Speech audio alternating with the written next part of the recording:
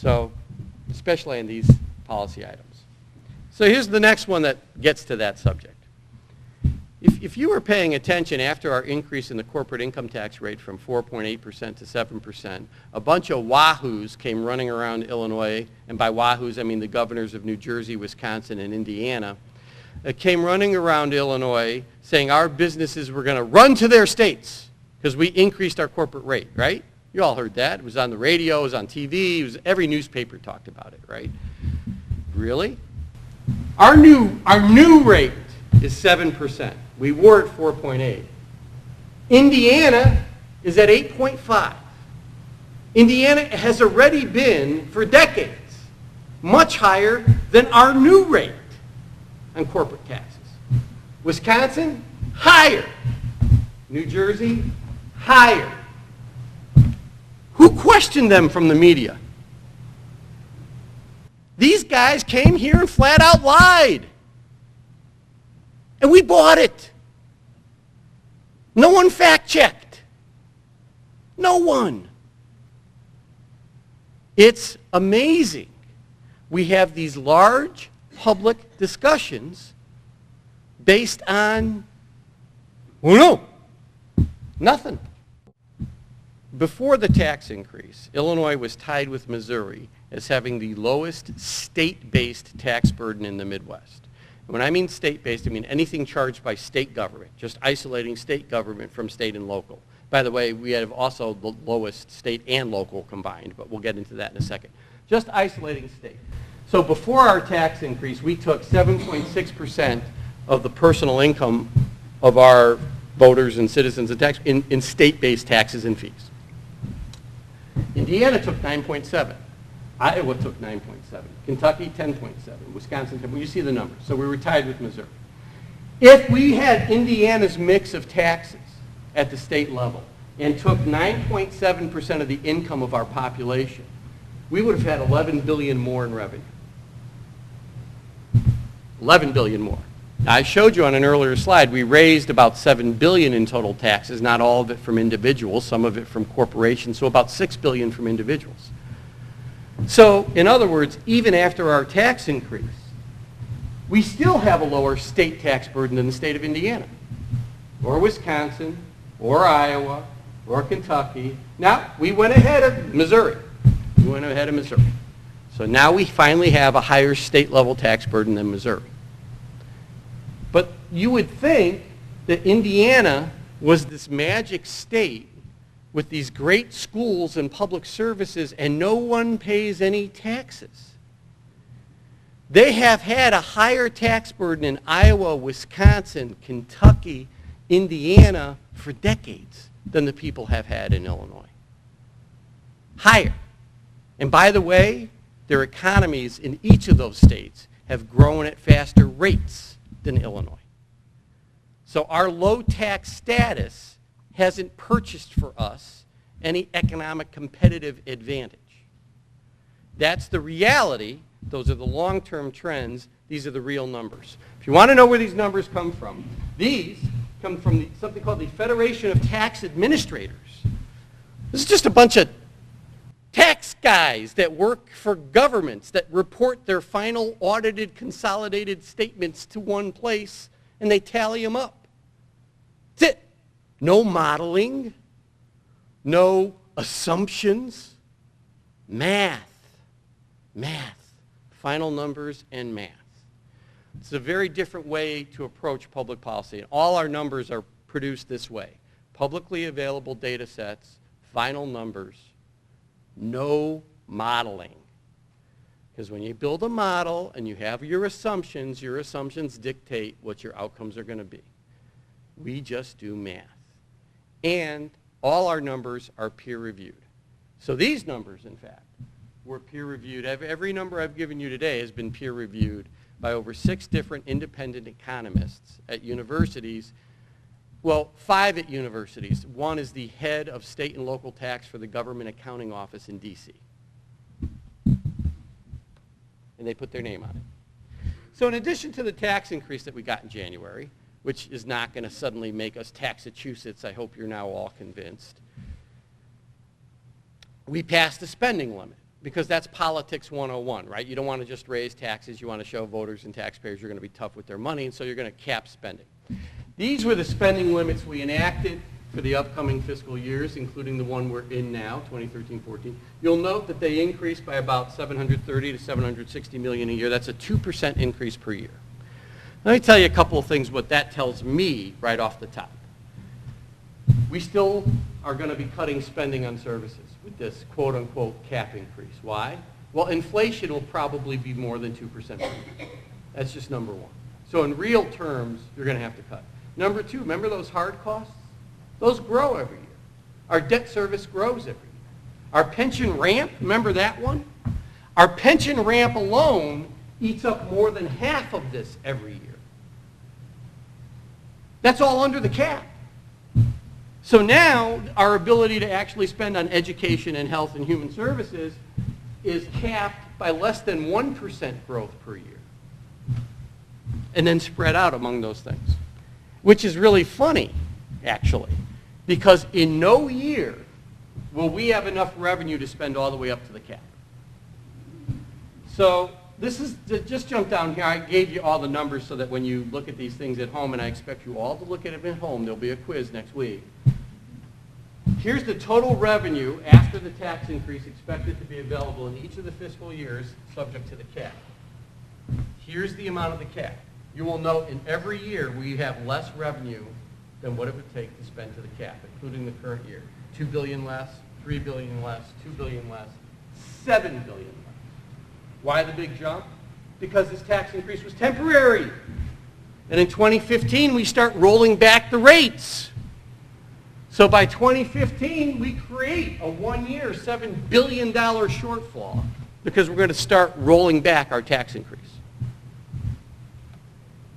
Which is why I say it's not really temporary. I'm going to skip that side. And then there was this, which is my favorite budget thing. Politicians wanted you to know that Illinois wasn't a bunch of tax and spend liberals. Of course, I view tax and spend differently. I say tax and spend is neither liberal nor conservative. It would happen to be responsible. If you're going to provide the service and you're going to spend on it, you should raise current taxes to fund it rather than borrow or underfund your pensions. And really, if you tax to spend on police protection, is that truly liberal? Probably not so very much. So the categorization of maybe what you spend it on might be called liberal or something. But to tax and spend is neither liberal nor conservative. What it is responsible. To borrow and spend is highly irresponsible. Just thought I'd deal with the rhetoric on that for a second. But when they were constructing the budget, there was two numbers they were wrestling with. $33.9 billion, which came out of the Commission on Government Forecasting and Analysis. Have you ever heard of COGFA? It's a bipartisan group in Springfield. It's a bunch of career numbers crunchers, and their analysis, they just live to make revenue projections and such.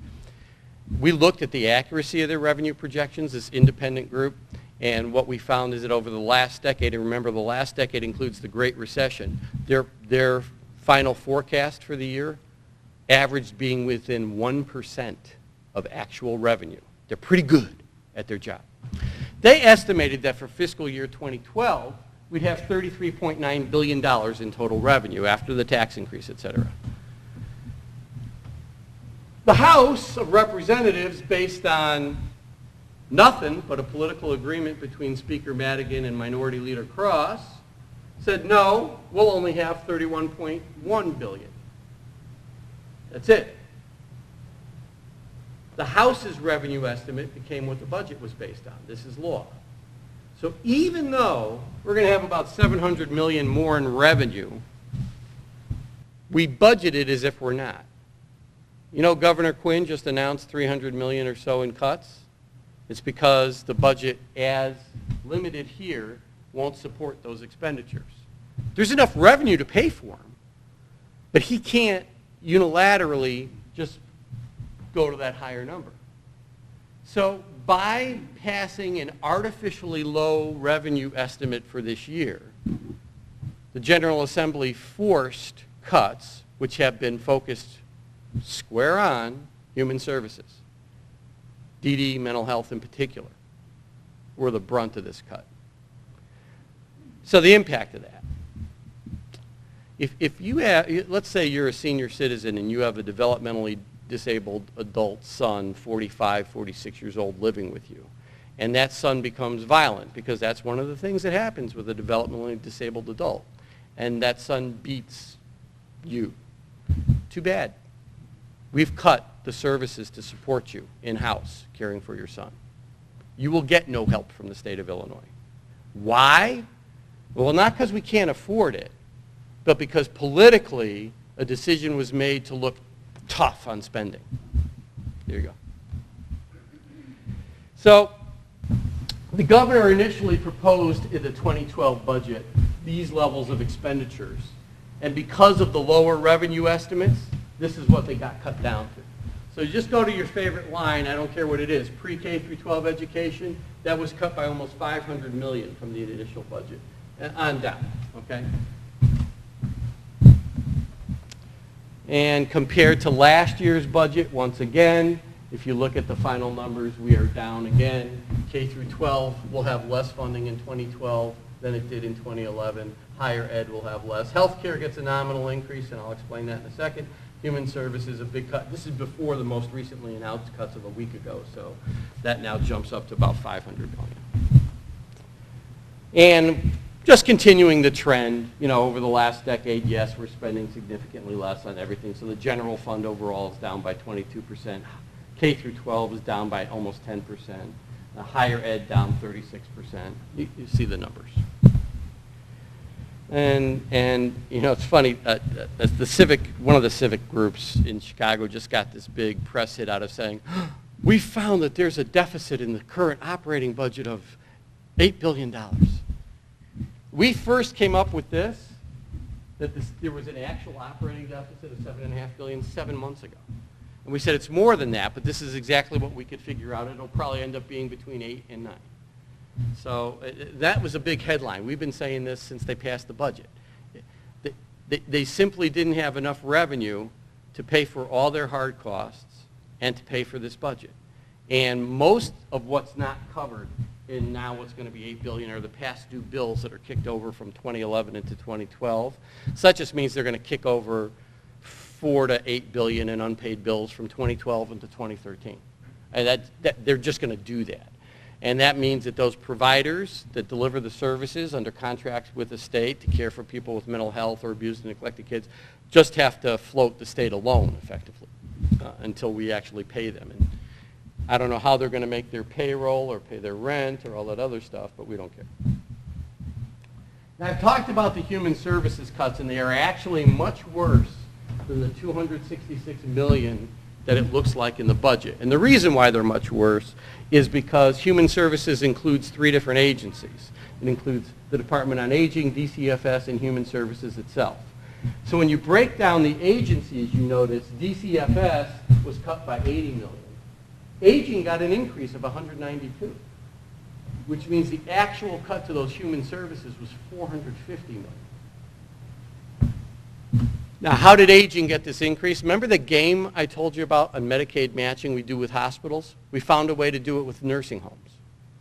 So nursing homes are going to write us a check. We're going to say thank you very much. We're going to write the check back to nursing homes, and that's going to generate federal Medicaid match for Medicaid eligible populations in nursing homes. All of that money is coming from the feds. So it looks like a big increase in aging when in fact it's just, well, it's good that we did it. We found a way to game the system. But it's somewhat masking when you collapse the human services category together, the impact of the actual cuts to the human services sector. This is the year-to-year cut from last year.